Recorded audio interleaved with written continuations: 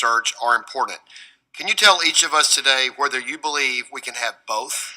Would you agree that there is an opportunity to find a balance between useful information and privacy protections? Ms. Robbins?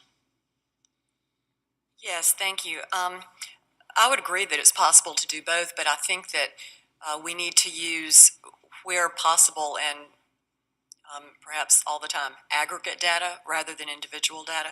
Certainly anything that is personally identifiable information should be subject to consent, and it should be subject to informed consent, and you get a certain group of people who are willing to be part of that research study, which is... I know that some of the researchers say that informed consent limits their research. I mean, do you see that as an issue, that's something they can work around, or just may limit research but just needs to be? Well, I am not an expert on research methodology. I don't pretend to be. But I do know that it's rare that you would have a body of research subjects that is the entire universe of people who are in a particular situation. You generally use random samples, and you have research standards, you have ethics standards that you have to get their informed consent. So that can be done in education data as well.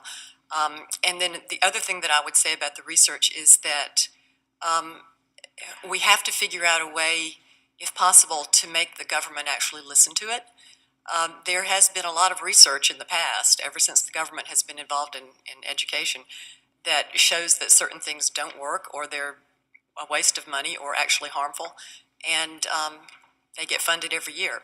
So a lot of the people in the country are a little bit cynical about that. Why are we setting up what could turn into a massive database system when we don't have a great deal of confidence that it's going to be used properly anyway? Thank you. Dr. Wright?